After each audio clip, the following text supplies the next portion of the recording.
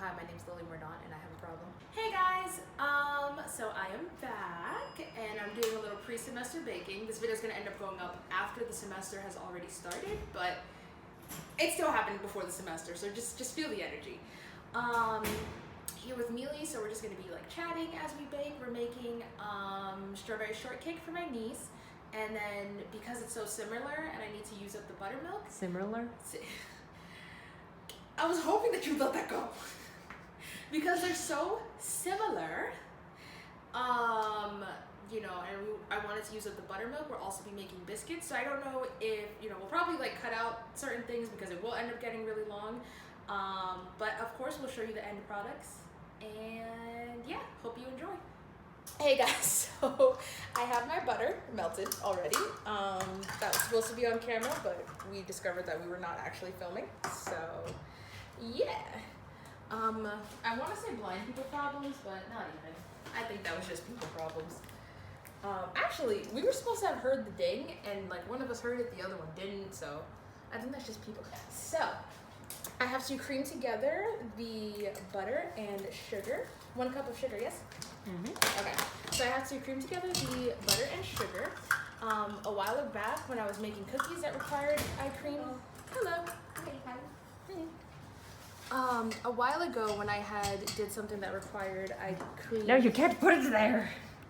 Oh, I'm sorry. Wait, no, you can. I lied. No, you can put it there. I don't like my camera woman. She's mean. Foreign labor. You're Eastern European. It's not foreign. No, it fell again. We're not cutting that. Anyway, but I had looked up that you can do it by hand, by whisking it. What's nice about this recipe, I'll include a link to it in the description, is that, why did I just stick the cup in the bag? You know what? I don't know why I made my life harder. Whatever, I'm almost done now. But yeah, so it tells you how many strokes, like 4 strokes. I usually don't count it out, but like I'll just like whisk and then I'll feel it and, you know, just like see how together it all is. You also missed us getting really confused about how many tablespoons versus teaspoons and ounces were in a cup. And there's a lot going on. Okay. I think this should be a good cup. Oh no, a little bit more to go in there. Seriously, why did you tell me to just stick the cup in the auction? No, I think the cup might have a fit. That's why. Okay. Never mind. I take my yelling at you back. What? Credit to Andrew Zhang sounds.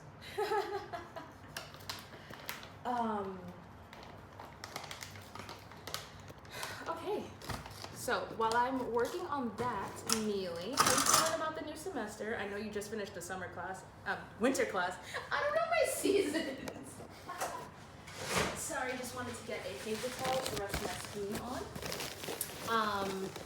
But yes, so how are you feeling about the semester? The one that's upcoming semester. Yeah, not the last one. We're living in the future, not the past. Because the past is in the past. Let it go. Yes, carry on. How do I feel about it? Honestly, I'm gonna like it just because the winter semester made me upset, and so I think just having 1 class or like 4 classes once a week instead of 1 class 4 times a week is gonna make me a lot happier. Yeah, that's reasonable. I tried a winter class at some point. You have a weekend to actually do multiple things. Yeah, that's nice. Uh-huh. Okay, this was almost actually a little too liquidy. I think I should have like only done a few seconds, but I think it'll harden while I get the other stuff, so that's good. All right, I think this should be good. Can you tell me my next ingredient, please? Add buttermilk, eggs, and vanilla. So we need 2 eggs. I'm pretty sure it was like a ½ cup of buttermilk and a teaspoon of vanilla. Let me see. Yes, please do go check that. Thank you. This is actually really like simple. I'm accustomed to my 1 teaspoon vanilla. Oh yeah. Okay, teaspoon vanilla. 2 eggs. A ½ cup. Yeah, I think I was right. Teaspoon, ½ cup, 2. Yes? Yep. Okay. And you're gonna use the new measuring stick. Yes. So sorry, I'm walking But Mili has these nifty tablespoons that are square/rectangular shape. They just have corners rather than being rounded. So I think that actually should be interesting too. Even on the bottom, not just like the. Yeah. So the whole like thing. It's like little boxes. Yes, boxes with handles. And I think that should be actually interesting in terms of pouring the vanilla extract. I often pour it over the bowl. I sometimes do have like a tray that I bring out here so I can like leave all of my, like, you know, just make a mess on it so I don't have to clean up the counter. I completely forgot about my tray. So, I am just gonna like pour the vanilla extract over the bowl, and I'm like, who, you know, no one complains about a little extra vanilla, you know?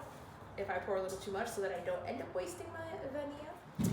Something that I would like to do when I actually have an apartment and a kitchen and all these things. Did you say a carpet? Apartment? Oh, that makes so much more sense. I'm like, what does your carpet have to? I'm sorry. I mean, the carpet can like soak up all the vanilla from different projects, and this is true. You stick your face in the vanilla. Okay, I can stop. But all right, walking away again, guys, so I can rinse this spoon from the cup from the buttermilk that I just poured in. Keep going, Mili. I think for stuff like vanilla, or arguably just any other liquidy small things, so not like, you know, not like milk. the buttermilk. Yeah. I would probably want to have a, you know how sometimes food colorings have the little drip, no, what do you call them? Like eye drop? Yeah, eye droppers? Yeah. I might want to do that because I think it's more, it gives you more control as a blind person when you're... Can you put the buttermilk back on the counter over, Yes. over behind you? Thank you, my darling. So, yeah, that's... Yeah, I think that'd be cool. I think that Make it happen. Where did I put your spoons? Oh, I think I put it there. Okay. Again, can't go wrong with too much vanilla. How much vanilla did I need? A teaspoon? Yes. Guys, this my sous chef ceremony. That's my English. Susie. Susie shine seashells. Susie, wait, what is the thing? I think it's Susie sells seashells. Down No, by that's Shelly. No, isn't it?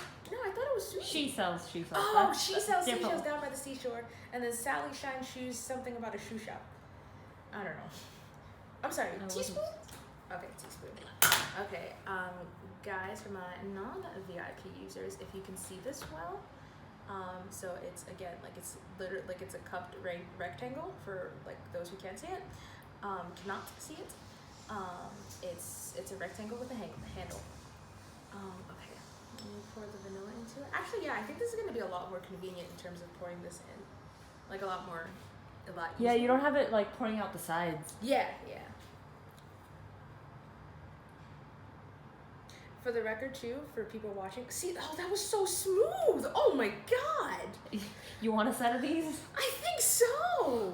But I need them to get small enough because I have teaspoon that I'm goes sure you to could find an 1/8 teaspoon. Yeah. But so what I do also, guys, when I pour is I keep my finger like near it so that I feel if it starts to overflow. When it's a cup, I keep my finger like, you know, just inside of it. And then so with this, I kept it sort of on top and to the side so that it would be easy to feel. And again, it did not overflow like it does with a spoon. That's nice. And I think to an extent, I've definitely gotten the hang of pouring vanilla with a spoon. But you know, sometimes it definitely still does overflow. Okay, you said 2 eggs? Mm-hmm. So the thing that most people do, like if I were a professional, I would definitely have a worked out system. But I feel like also because it's not my kitchen, I you know, like I make room where I can. Right now I do have the whole kitchen to myself, and on this floor I often do. But still, even then, I don't always have a system. Do you crack your eggs on the edge? I do either the edge of the bowl, the edge of the thing. So you do the edge. That's so Yeah. strange. Why? That makes me so nervous. Because I think that it has such a bigger potential to, if you crack it too hard, then one side of the egg goes under the table, the other side goes over, and then it just falls. I guess I do see what you mean. However, that has not happened to me. Well, I lost an egg to my kitchen floor. Yeah, that sounds like a personal problem. Like, did you crack it too hard, maybe? I think so, but you know, if you're doing it on an edge, you don't know which side is gonna go if you do it a little too hard. Whereas if you crack it on a flat surface, it just stays there, I feel like. I guess I can see that. For me, I feel like I have tried cracking it on a flat surface, and it's a little weird for me. Like, okay, what happens after the eggs? Oh, I presume I have to mix it. Okay, I'll do that. Mix well. All right. No need to talk to me like that.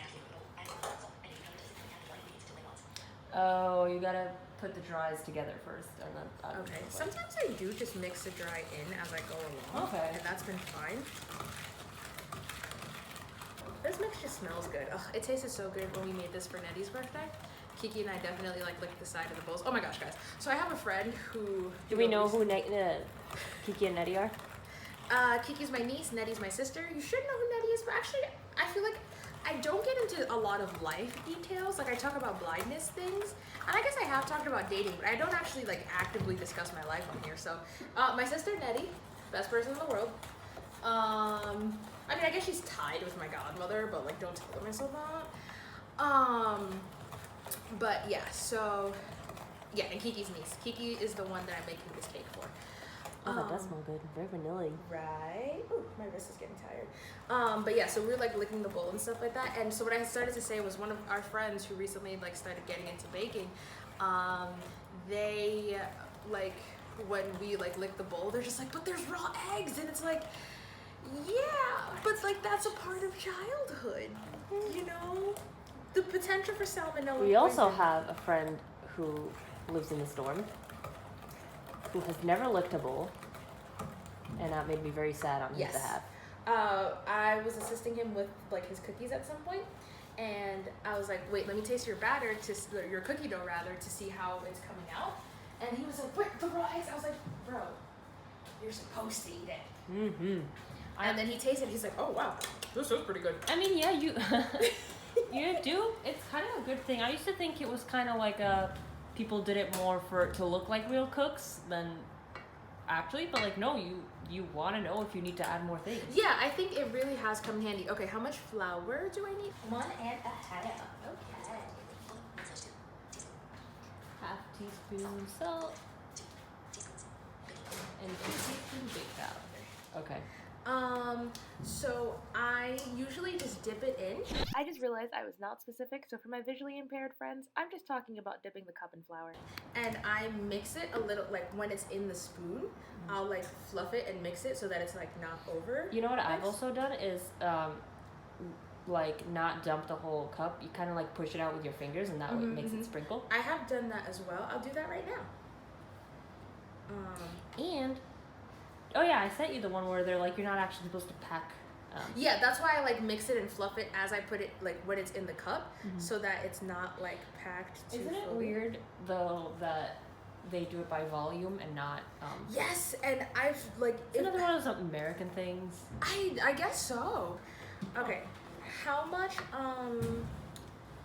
Okay, I needed salt and I needed baking powder. Pretty sure it was 2 teaspoons baking powder and half a teaspoon salt. Okay. You did 1.5. 1.5 of The flour? yeah. Yes, ma'am.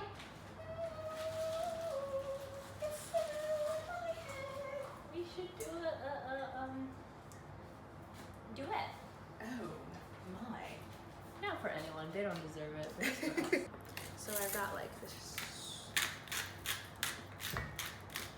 Okay, that should be enough. Okay, baking powder, right? Not soda? Mm-hmm. Okay.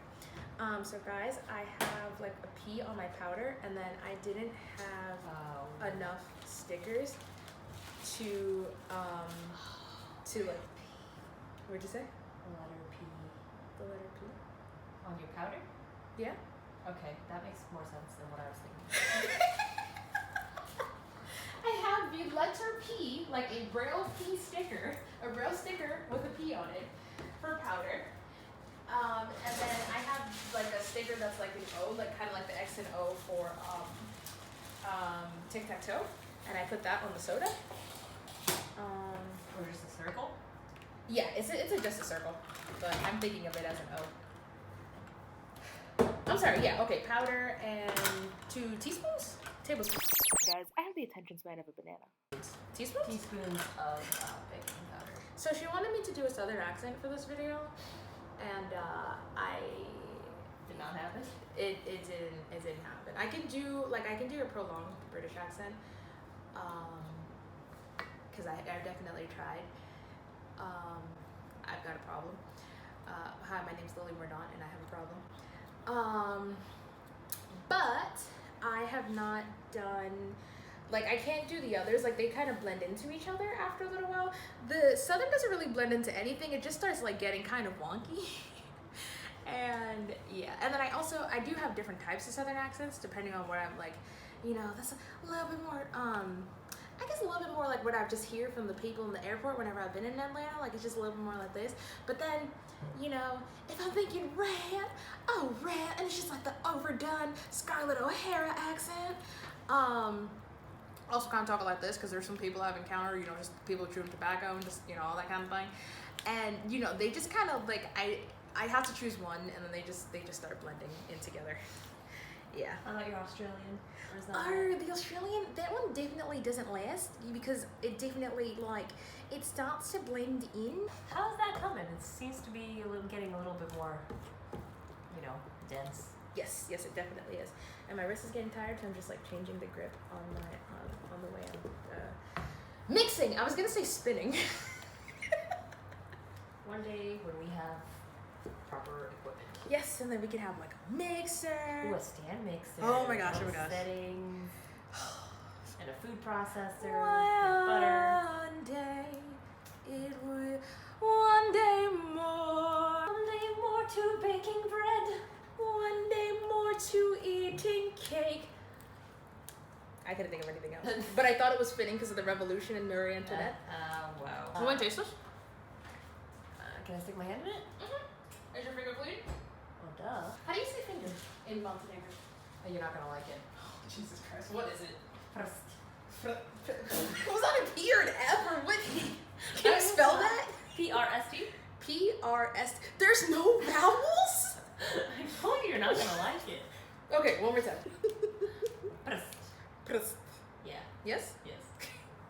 Like presto, except there's no E because there's no vowels. Oh my god. Prst. Prst. You can make like a nice strong tea at the end. Prst. Yes. Oh, what'd you think when you tasted it? I honestly thought it was a little too sweet, but Yeah. I don't know how to fix that. Yeah, I don't think there's anything to be, because I think like the amount of sugar and like, you know. I'm going to grease the pan. I think that was, you know, it tasted like this as the batter, but it doesn't taste that sweet after it's been baked as well. So I usually use coconut oil. I also have this coconut oil spray, and Nettie used that last time, and it ended up working. So hopefully I don't regret this. Instead of like actually, You don't want to get your hands all oily? well, I have to like I'm gonna have to heat it because coconut oil like it what's the word I'm looking for? It becomes a solid. So I'll deal with that for the biscuits probably. Wait, what? It becomes solid when you bake it? No, it becomes solid like when it's cold. Like, Oh. yeah, it doesn't stay in an oil form. So you do have to get the sides. You have any tricks for how to, or do you think it's just normal?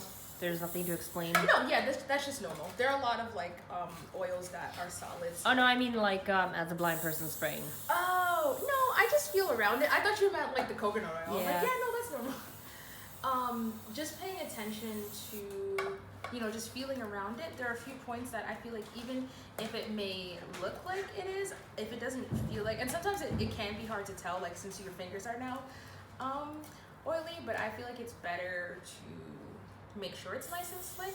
So when I'm putting the cake into the pan, like I don't have any like particular, like I just kind of push it to the side and then I just start scraping it out, and then I like pay attention to like how even it is and stuff like that once it's all in the pan. Is that that's not a, what do you call those, silicone spatula, right? No, it's just a wooden spoon. Have you used silicone spatulas? To like get it out? Yeah. I have not. I have one. I misplaced it, and I could probably find one in here. Like I think we do have one actually. It's very good, especially when you can't see because because it's silicone, it can form to the side of the bowl. Like it can. Oh, this is pretty solid. Okay, let me see because there's definitely more in here. So I'm gonna see if we do have. Because it conforms, it leaves a bigger. So pretend like if you're, I don't know how to explain this, so just go with this. If you're walking in the snow, right, and you have your cane, it's leaving a very thin line of uncovered ground behind because it's small. But yeah, because it conforms, it makes a bigger imprint in the bowl. So basically, it cleans the bowl, and all the batter ends up. Yeah, that makes sense. It's that I just never thought, because I feel like when I've baked always in the past, you know, it's been as a sous chef to like a sighted person, so then they just use the spoon and like yada yada, and so then I mean, I'm pretty sure that actual professional bakers would also use so that's just, I think, my frustration with, you know, home chefs, just, you know, doing things with as few things probably just for the sake of washing, or like not wanting to buy a lot of stuff, whatever. My mom is definitely someone who will do everything with like a knife and fork, as little things as possible. Yeah, whereas I'm like, give me the peeler, give me the apple slicer, give me the. She's just like, why are you using all of this? Yeah. one day. So I definitely get that about your mom having, or other sighted people having done the work and then just using a spoon, because they can just see where they need to, where they need to scratch this is more. definitely true. Okay, so I'm gonna try this holy one because all of the other spatulas are like wooden and stuff like that. And this doesn't have edges. I mean, I doubt they'll scrape my bowl, but I don't want them to. So. Oh, you're supposed to. When you do that, are you supposed to take out the air bubbles, or do we want air bubbles? I think we do, right? No, I think so. One of my favorite parts of baking is to just smack the pan onto the table, get out those bubbles. Can you check the directions? I don't think they specify. Using a center stick, mix with a spoon until no dry. Bake 25. Serve lightly warm. Bake 25. 30 minutes for the egg pie. 8 pan or 15. 20 minutes for the muffin tin until the cake springs back and the toothpick inserted in the center comes out clean. Cake springs back? Bake 25. Yeah, like so if you put your finger, like if you press. Got it. Yeah. Well, I guess for anybody else though, if you can leave an indent, then the cake's not ready. But if it just kind of bounces back, then it's fine. But that sucks if you leave an indent before the cake is ready, and then like, how do you cover it? Oh, I guess frosting if you're frosting it. Did that work? No. Well, I think so. I think it definitely got more out, and I think the holes actually helped. Yeah, because it gets it in it. Yeah. I licked my fingers, so now I have to hold the bowl like a little more so I don't get my licked fingers. I'm very jealous of the fact that you're getting to lick all of this. Oh, don't worry. You can definitely have, like, trust me, there was more in this bowl that'll be like stuck to the sides that I didn't get out. Okay, now I'm actually wanting to like touch it. Okay, wait. So let me wash my fingers. I think the thing I appreciate about baking too is that it can be like hands-on and stuff like that. I feel like so many sighted people don't think about the amount of things you can do with your hands. Whereas like, you know, I'll touch it to see if it's level and all that stuff like that. And people are like, oh, you know, but I just eyeball it. And it's like, eyeballs, And if you're gonna give people recipes, try not to use colors as indicators. Yes, that's really frustrating. Because you know, Mili's colorblind. If someone is fully blind, you know, that's not helpful at all. And then, so for me, I'm like, okay, it looks brown, but is it like the right amount of brown, or is it, you know what I mean? So it's just not helpful all around for like a blind person. Yeah. I really liked how the recipe that we were using, that will be linked, said to like stir it 40 times. And I don't know if you, Lily, did. I counted 40 and it wasn't enough, but that also might have been because I did feel like I creamed the butter too much. Okay, so but either way, you have like a baseline. Yeah. So I feel like just thinking again about like just thinking about the circle, because I know people who are fully sighted who are colorblind, and you know, so even for like, you're not thinking about your blind audience, because obviously blind people don't cook, but or go on YouTube for that one. Yes, exactly. And so, obviously that is not the thing that happens, but for a fully sighted person who also might just happen to be colorblind, just like think about, or just giving the right amount of times, giving these cues for like, if it's someone first time making a cake, then it's like, It's better to have more information than little. Yeah. So if you say the colors, then also add, like when you press it into with your thumb. Something else I've noticed for any visually impaired beginner cooks or people who might be wanting to get into it, with brownies that I've made in this kitchen before, I